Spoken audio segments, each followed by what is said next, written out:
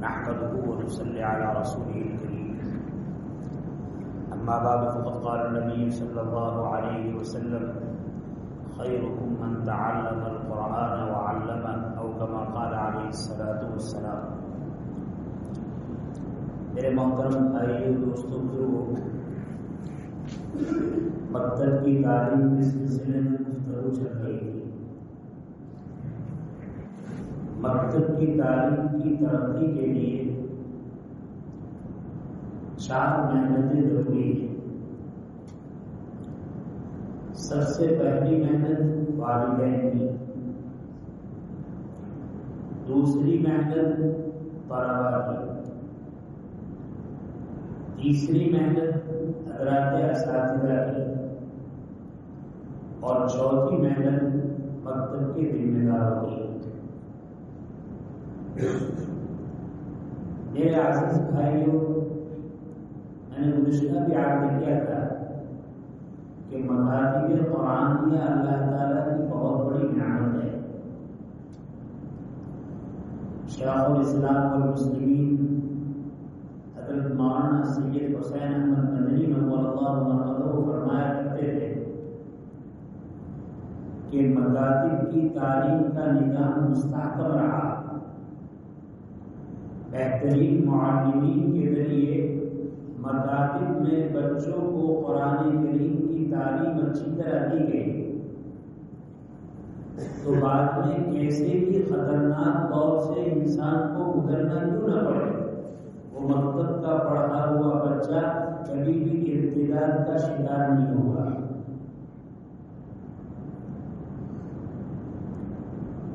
اصل بات یہ ہے کہ ہم نے بچپن سے مکتب کو دیکھا ہے، بہت سارے مکاتب کو دیکھا ہے، اس لیے اس کی جو اہمیت ہونی چاہیے وہ ہمارے دلوں میں نہیں ہے.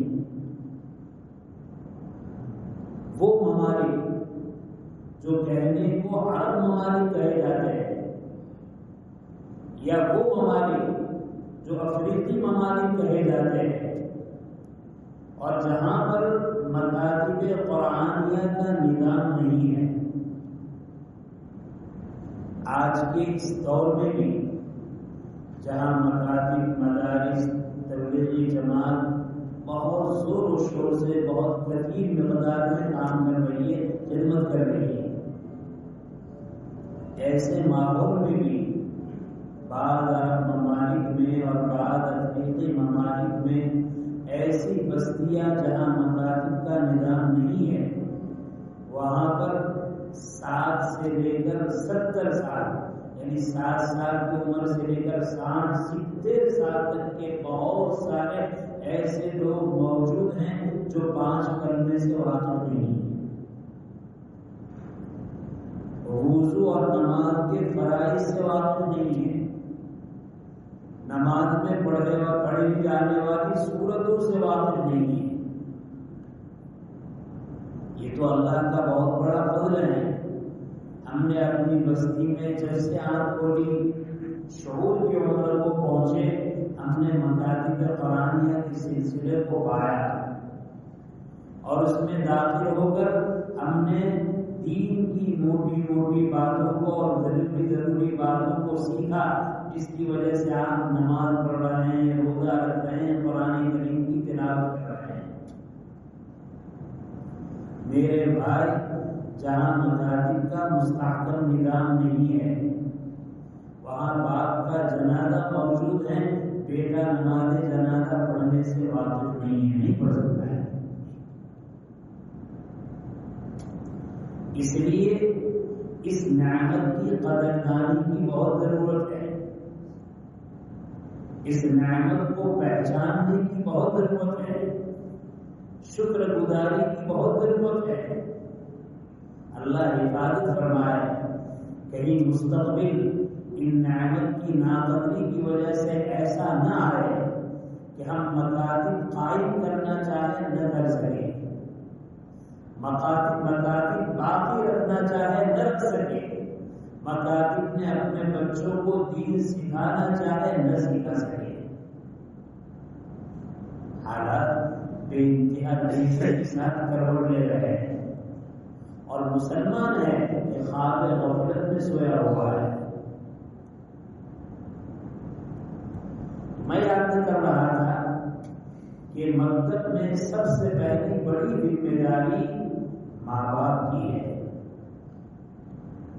الحمدللہ وہ ممالک جو یورپ ممالک کہے جاتے ہیں، جب وہاں ہمارے بھائی پہنچے، ہماری بہنیں پہنچی، اور پہنچنے کے بعد دیکھا کہ اگر ہم نے اپنے بچوں کی فکر نہیں کی تو صرف وہ تعلیمات قرآن سے نہیں، دین سے بھی محروم ہو جائیں گے.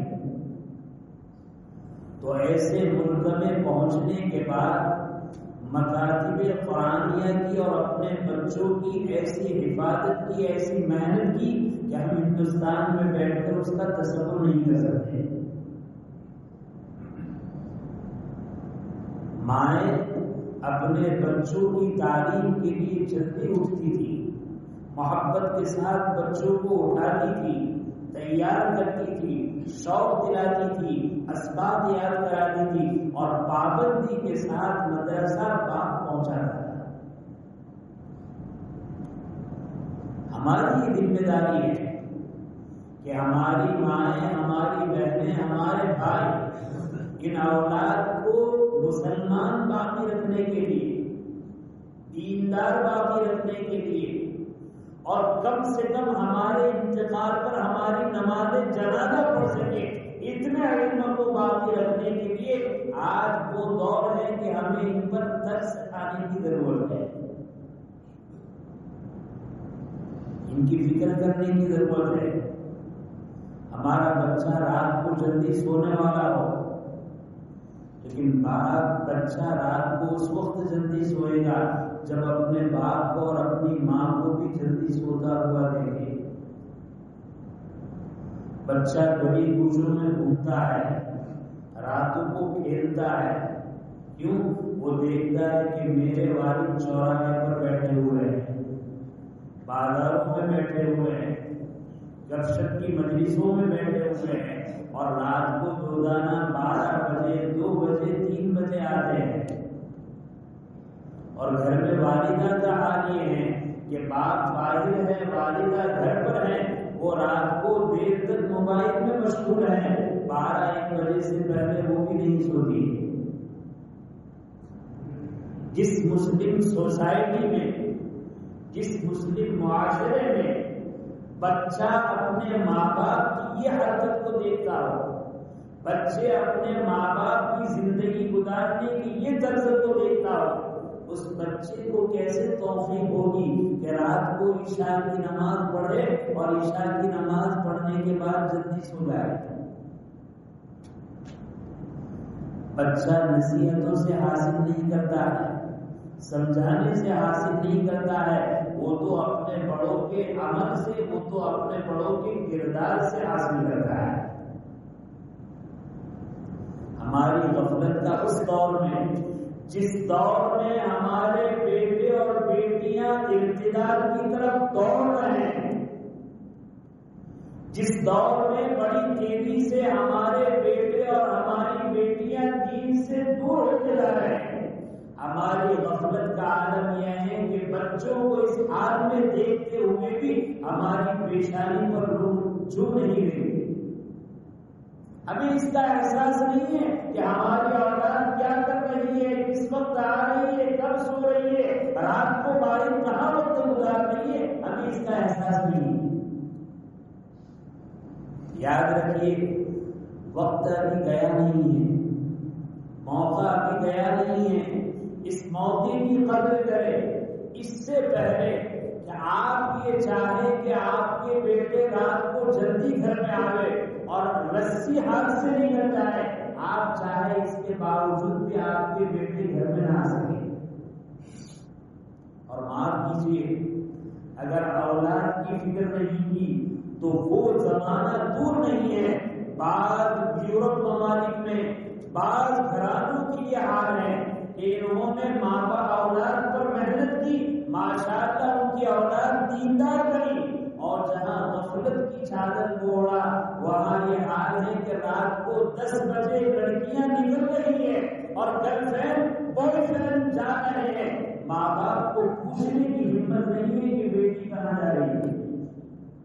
جنہوں نے محنت کی، حفاظت کی، اللہ نے ان کو ولی بنا دیا۔ جنہوں نے غفلت کی، انہوں نے اپنے آنکھوں سے یہ حشر بھی دیکھا۔ میرے بھائی، ٹھیکہ نہیں ہے یورپ ممالک کا، اگر اس ملک میں غفلت ہوئی، اللہ ہمیں بچائے، وہ دن ہمیں نہ دیکھنا پڑے۔ اس لیے میں بہت درد دل کے ساتھ عرض کرتا ہوں کہ میرے بھائیوں، میری ماں بہنوں، اپنی اولاد کو مسلمان بنانے کے لیے، دیندار بنانے کے لیے اپنی زندگی کے طرز عمل کو بے انتہا بدلنے کی ضرورت ہے۔ اپنی روش کو، اپنے معمولات کو، اپنے طور و طریق کو، اپنی عیاشی کو، اپنی بربادی کو، اپنی بے فکری کو، اپنے کاروباری پن کو اب تبدیل کرنے کی ضرورت ہے۔ انٹرنیٹ اور موبائل کے زمانے میں 70% اولاد ہمارے ہاتھوں سے نکل چکی ہے، ابھی 30% ہاتھ میں ہے۔ اس سے پہلے کہ یہ 30% بھی باقی نہ رہے، ہم اس کی قدر کر لیں، بیدار ہو جائے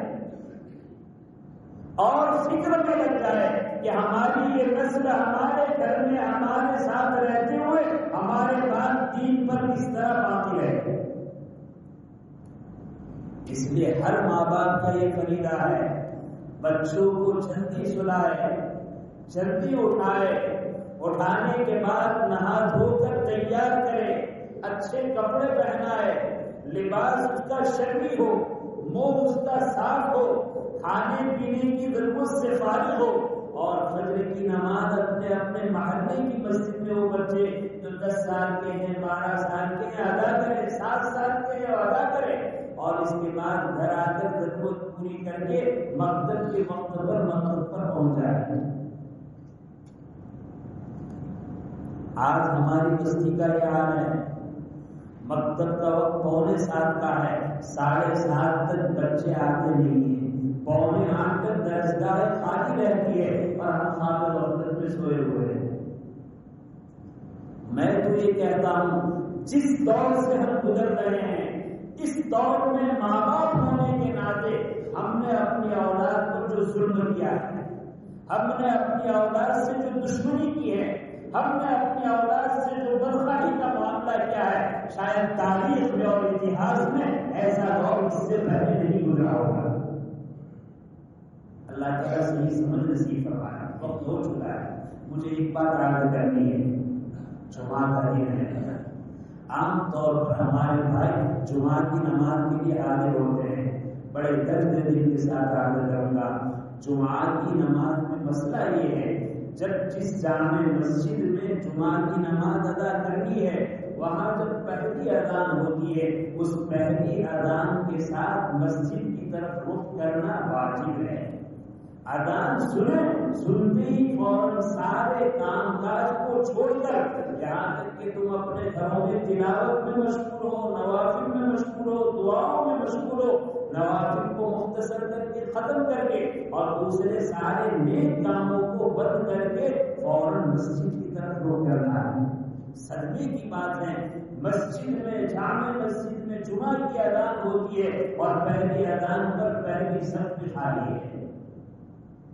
میں ترغیب کے طور پر عرض کرتا ہوں، روایتوں میں ہے جو آدمی جمعہ کے دن جلدی اٹھتا ہے اور غسل کرتا ہے، خوب اچھی طرح غسل کرتا ہے اور نماز جمعہ کے لیے جلدی جامع مسجد پہنچتا ہے اور وہاں پہنچنے کے بعد اللہ کی عبادت میں مشغول ہوتا ہے، امام صاحب کے قریب بیٹھتا ہے۔ جب امام صاحب خطبے کے لیے اٹھتے ہیں تو دھیان سے خطبے کو سنتا ہے، اور جب نماز پڑھاتے ہیں تو نماز پڑھتا ہے، سنتوں سے فارغ ہوتا ہے اور اپنے گھر کی طرف جاتا ہے۔